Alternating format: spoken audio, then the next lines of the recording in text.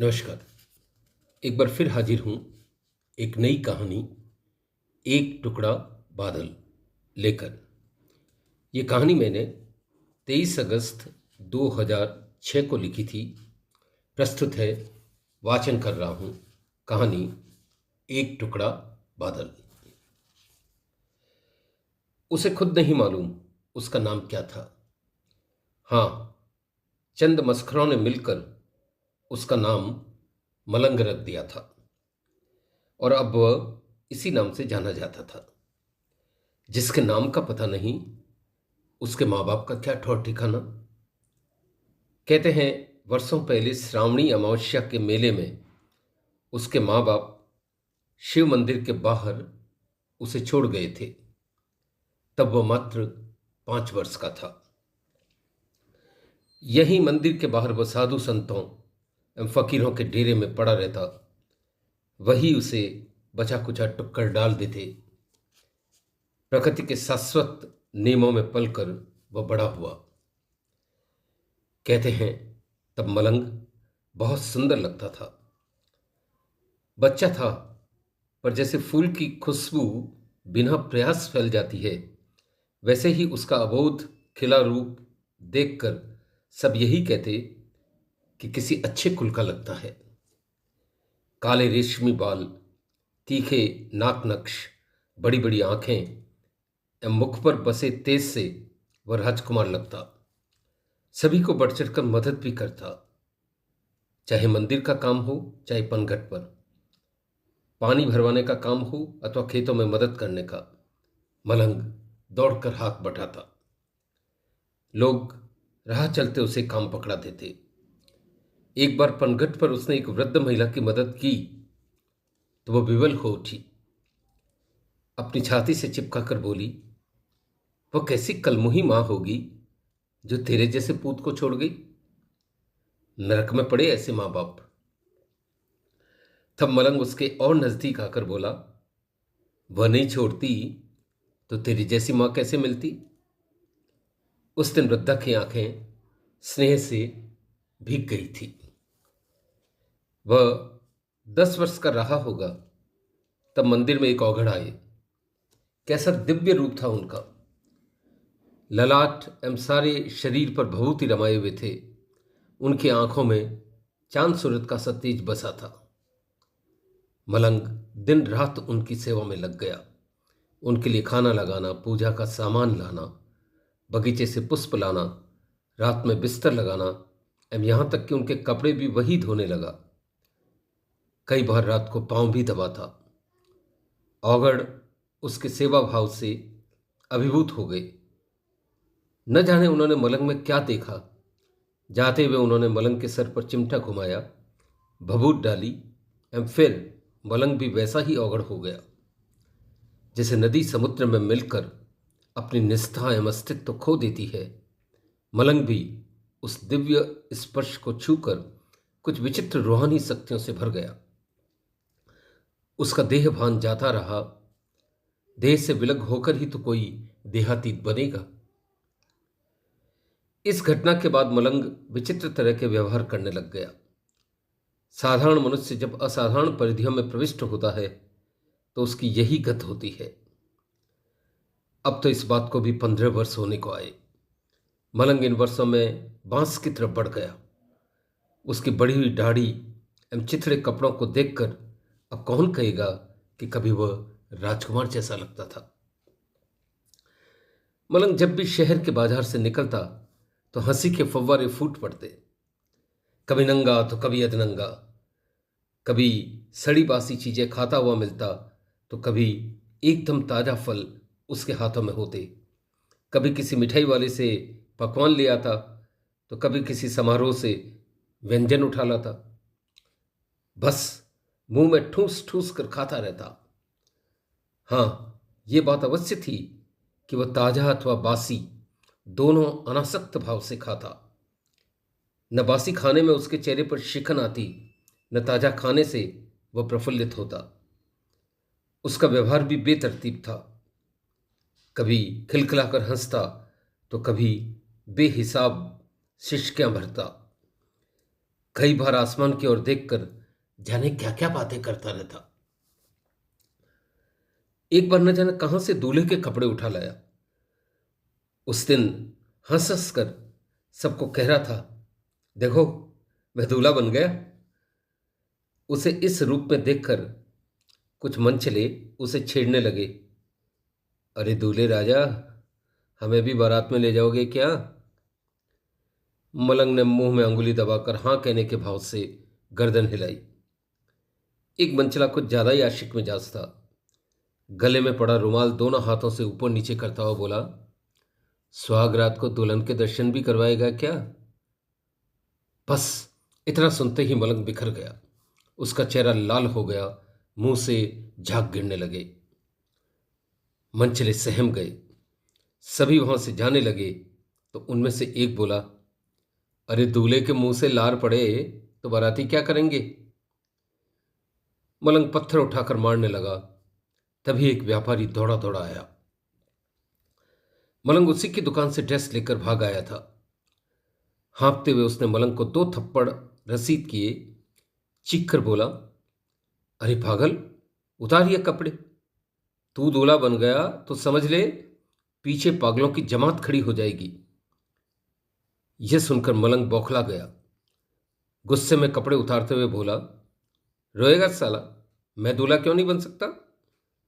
व्यापारी कपड़े लेकर जाने लगा तो एकाएक उसका पांव सड़क पर पड़े गोबर पर पड़ा।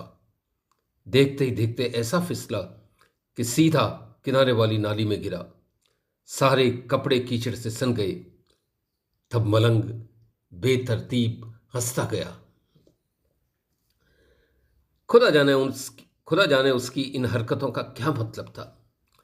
क्या वो मूर्ख था या जगत की मूर्खता जान गया था? क्या वो अंधा था या जगत की फूटी आंखों को पहचान गया था? क्या वो बावरा था या ऐसा महाज्ञानी जो प्रकृति के पार झांक सकता था? क्या वह आसमान से बातें करता था या आसमान से कोई उससे बतियाता था? क्या प्रकृति के सेतुओं को तोड़कर वह उस असीम को जान गया था? फिर वो बावला क्यों न होता? सीमित शक्तियां अगर असीम में प्रविष्ट करेगी तो असंतुलन तो होगा ही। समाज एवं संस्कृति की परिधियां तो वह लांघ गया था, पर दैहिक आवश्यकताएं कई बार उसे परेशान करती। वो प्रकृति के मूल सिद्धांतों के अनुरूप जीना चाहता था, पर यह कैसे संभव था? प्रकृति तो उन्मुक्त व्याभिचार के नियम पर बहती है। समाज में रहने वाले एक मनुष्य के लिए यह कैसे संभव होता? वह रातों में कई बार चीखता हुआ नजर आता, कई बार औरतों के पीछे पड़ जाता। तब औरतें दौड़कर अपने किवाड़ बंद कर लेती। इन हरकतों की वजह से कई बार पिटते पिटते भी बचा। लोग उसके बचपन को याद कर अथवा पागल समझकर उसे छोड़ देते। दूसरे दिन फिर वह सड़कों पर भागते हुए नजर आता। चमत्कार को नमस्कार है। कुछ ऐसी आश्चर्यजनक घटनाएं घटी कि मलंग के पौवारा हो गए। एक दिन एक औरत लड्डुओं से भरी थाली सिर पर रखे बाजार से निकल रही थी। मलंग उसके पीछे ऐसे पड़ा जैसे सुगंध का लोभी भंवरा मालिन की फूलों की टोकरी के पीछे लग जाता है। वो बार बार उसे छूकर कहने लगा, एक लड्डू देना। औरत अधेड़ उम्र की थी, किसी शुभ काम के लिए निकल रही थी। मलंग को वह वर्षों से जानती थी। आंखें तरेर कर बोली, यह मुंह और मसूर की दाल, चल हट बावरे, लड्डू चाहिए पागल को। दे दे दे दे, तुझे पुण्य लगेगा। मलंग उसे फिर छूते हुए बोला, अरे गधे को खिलाए पुण्य नहीं होता। औरत भी पूरी तेज तर्रार थी। लगेगा लगेगा, जरूर पुण्य लगेगा। मलंग पुनः छेड़ते हुए बोला, कभी आईने में शक्ल देखी है अपनी? औरत ने नेले पर दहला दिया। तब मलंग खिलखिलाकर हंस पड़ा। उस दिन उसने कत्थई रंग का तार तार कुर्ता पायजामा पहन रखा था। दाढ़ी बेतरतीब जटाजूट बढ़ी हुई थी। शायद 10 दिन से नहाया भी नहीं होगा। शरीर और मुंह से बदबू आ रही थी। शरीर से पतला एवं लंबा था, अतः चलते चलते 1-2 बार गिर भी पड़ा था। औरत की बात सुनकर बोला, अरे शक्ल में क्या है, इंसान की रूह पाक होनी चाहिए। अगर अंतस उज्ज्वल नहीं हो तो सब बेकार है। वह चिमटा बजाते हुए बोला। इन दिनों वह हाथ में चिमटा भी रखने लग गया था। सुबह सुबह सर मत खा, यूं रास्ते में ही लड्डू बंटने लग गए तो हो गया मेरा काम। औरत मुंह चढ़ाते हुए बोली, अरे शक्ल से तो इतनी सोहनी लगती है, फिर जवान से आग क्यों उगलती है। बस बस एक लड्डू दे दे। मलंग और नजदीक आते हुए बोला। औरत और चिढ़ गई, आंखें चढ़ाकर बोली, जूती खाएगा क्या। अब आखिरी बार कह रही हूं, दफा होता है कि बुलाऊं लोगों को। बिना नकेल का ऊंट पिटने से ही मानता है। इस बार मलंग कुछ पीछे हट गया, आसमान की तरफ मुंह कर जोर से अट्टहास किया कि एक आश्चर्य घटित हुआ। देखते ही देखते औरत के हाथ से थाली सरक कर नीचे गिर गई। सारे लड्डू सड़क पर बिखेर गए। मलंग हंसते हुए आगे आया, एक लड्डू उठाया, मुंह में डालते हुए बोला, अब बोल, पहले खिला देती तो एक ही लड्डू कम होता। अब देख, लड्डू कुत्ते खा रहे हैं। तुझे पता नहीं है, राजा जोगी अगनजल, इनकी उल्टी रीत। फिर हंसकर बोला, लेकिन अब कुछ नहीं हो सकता। अब तो बस हरर गाओ, ढोल बजाओ। औरत ने दांतों तले अंगुली दबा ली। थाली अच्छी तरह पकड़ी हुई थी। मलंग दूर खड़ा था, फिर थाली हाथ से कौन सरका रहा था। मलंग अब भी वहीं खड़ा मुस्कुरा रहा था, उसे पुनः दिखा दिखा कर लड्डू खा रहा था। यकायक औरत को उसकी आंखों में एक अलौकिक तेज दिखाई दिया। एक दिव्य अग्निपुंज उसकी आंखों से झांकने लगा था। औरत की प्रखर बुद्धि ने उस तेज को भांप लिया। वह ऊपर से नीचे तक सिहर उठी। कांपते हुए मलंग की ओर बढ़ी, हाथ जोड़कर बोली, बाबा माफ करना, किसी और की अमानत थी अतः आपको दे नहीं सकी। पड़ोसन की लड़की के ससुराल शगुन के लड्डू देने जा रही थी। आप ही बताएं मैं क्या करती। बे औलाद हूं ना, इससे चिढ़ती रहती हूं। ससुराल वाले अक्सर ताने मारते रहते हैं। कहते कहते वह झुककर खड़ी हो गई, मानो उससे कोई गंभीर अपराध हो गया हो। कौन कहता है तू बे औलाद है। कौन कहता है कि तू बे औलाद है। फिर आसमान की ओर देखकर बोला, तुम्हें देनी पड़ेगी इसे औलाद। इसके भाग्य में लिखी है तो अब दे दे, और नहीं लिखी है तो अब लिख ले। बस मलंग ने कह दिया सो कह दिया। फिर जाते जाते बोला, वहां सगाई मत करना, लड़की बर्बाद हो जाएगी। इस वारदात के बाद न जाने कैसे सगाई का दिन टल गया। उसी वहां 2 चमत्कार हुए।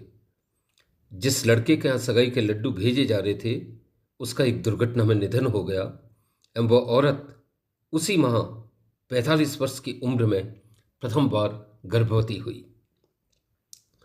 9 माह बाद उसने एक स्वस्थ शिशु को जन्म दिया।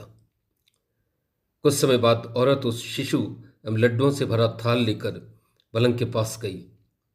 तब मलंग मंदिर में धूनी रमा रहा था। उसे देखकर जोर से हंसा। हंसी रुकी तो बोला, एक लड्डू के लिए इतना दौड़ाया और अब पूरा थाल। दुनिया दुरंगी है, होता है, ऐसा ही होता है इस संसार में। कभी नाव गाड़ी पर, कभी गाड़ी नाव पर। जो मांगने पर धेली न दे, वह समय पड़ने पर बेली दे। लेकिन मलंग थाली का क्या करता। एक लड्डू उठाया, मुंह में ठूसा, फिर औरत के हाथ से बच्चा लेकर बोला, बहुत बड़ा आदमी बनेगा, ये खुदा की हिफाजत में है। इतना कहकर वह बकबक करते हुए चला गया। औरत की आंखें आनंद के आंसुओं से डबडबा गई। दुनिया में ऐसा कौन है जो चिर संचित अभिलाषा के पूर्ण होने पर आनंदमग्न नहीं होता। इस घटना की खबर शहर में तूफान की तरह फैली। लोगों को अब लगने लगा कि मलंग दिव्य शक्तियों से स्फूर्त औघड़ है। उसी औघड़ को जिसे लोग कुछ समय पहले दुत्कारते थे, अब पूजने लगे। अब उसे बिना मांगे ही सब कुछ मिल जाता। एक बार एक बार वो बाजार के बीच आकर जोरों से चीखने लगा। छाती कूट कूट कर बोला, सब पानी में बह रहे हैं। उसके कहते ही लोग जो जैसा था वैसा भागा। कुछ घरों में घुसे तो कुछ पहाड़ों की ओर भागे। कहते हैं उस रात इतना पानी बहा कि पशु तक बह गए। लोग 3 दिन तक घरों से निकल नहीं सके। अब मलंग देवतुल्य बन गया। ऐसे ही एक बार मलंग कई दिनों तक उदास दिखा। लोग उससे पूछते कि तुझे क्या हो गया है, तो वह सिसकियां भरने लगता। इन्हीं दिनों एक दोपहर वह सड़क के बीच आकर बैठ गया। मुंह ऊपर कर जोर जोर से रोने लगा। धीरे धीरे उसके पास कुछ कुत्ते आ गए। वे भी मुंह ऊपर कर रोने लगे। एक मातबर आदमी ने कहा, लगता है भूकंप आने वाला है। लोग चौकन्ने हो गए। इस घटना के 2 रोज बाद तेज भूकंप आया। पहले से सावधान लोग घरों से भागे। घरों में बड़ी बड़ी दरारें पड़ गई। कुछ लोग दबकर कुचल भी गए, पर जान माल की भारी हानि बच गई। फिर मलंग कई दिनों तक गायब रहा। लोग तरह तरह की बातें करने लगे। किसी ने कहा भूकंप में मर गया होगा, किसी ने कहा किसी और गांव में चला गया होगा, पर सारी बातें बेबुनियाद थी। एक दिन एक गडरिये ने आकर बताया कि वो पहाड़ की कंदरा को एक पत्थर से बंद कर धूनी रमा रहा है। पता लगते ही उसके दर्शनों के लिए हुजूम लग गया। जो दैविक और मानवीय विपदाओं से शहर की रक्षा करे, भला लोग उसके दर्शनों को नहीं उमड़ेंगे तो किसके दर्शनों को उमड़ेंगे।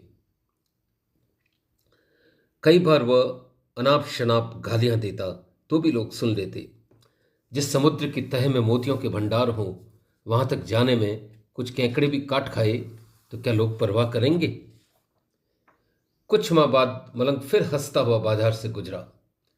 लोग उससे तरह तरह की बातें पूछने लगे। व्यापारी उससे सट्टे के भाव तक जानने का प्रयास करते। मलंग उन्हें देखकर आंखें तरेरता तो उनकी रूह कांप जाती। इन्हीं दिनों एक रोज वह सरकारी अस्पताल में घुस गया। जाने इधर उधर देखकर क्या सूंघने लगा। तभी वही लड्डू वाली औरत बेतहाशा इधर उधर घूमते हुए दिखी। वह चुपचाप खड़ा रहा। कुछ देर बाद वह औरत बाहर आई और पुनः भागी भागी कुछ दवाइयां लेकर आई।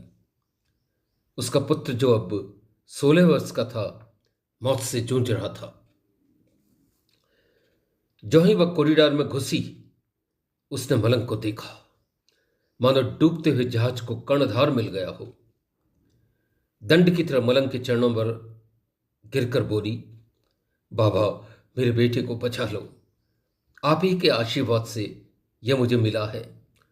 आप ही उसकी रक्षा करो। अगर इसको कुछ हो गया तो मेरी हालत चूल्हे से निकलकर भट्टी में पड़ने जैसी हो जाएगी। मैं बर्बाद हो जाऊंगी। मेरा सब कुछ ले लो, इसे बचा लो। मलंग ने दोनों हाथों से पकड़कर उसे उठाया। उसके आंसू पहुंचते हुए बोला, जा, यमराज घूस लेता हो तो दिया उसे। औरत की आंखें आंसुओं से नहा गई। मलंग की बातें सुनकर वह और सहम गई। रोते रोते हाथ जोड़कर बोली, मैं कुछ नहीं समझती, बस इसको बचा लो बाबा। इस बार मलंग गंभीर हुआ। कुछ देर चुप रहने के बाद बोला, चिंता मत कर, यह मनुष्य उसी के मारने से मरता है एवं उसी के जिलाने से जीता है। उसकी टेक को कोई नहीं टाल सकता। अगर टाल सकता है तो सिर्फ वह बंदा जिसने अपने निश्चल मन एवं निस्वार्थ साधना से उसको जीत लिया हो। उसका तो वह गुलाम बन जाता है। कहते कहते मलंग ने औरत से पूछा, बच्चा कहाँ है?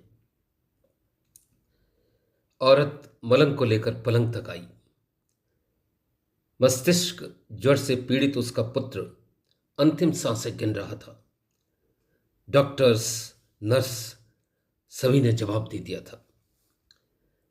मलंग धीरे धीरे उसकी ओर बढ़ा, उसके सिर पर चिमटा घुमाया, ऊपर आसमान की तरफ देखकर कुछ बड़बड़ाया, फिर चुपचाप बाहर आकर कुर्सी पर बैठ गया।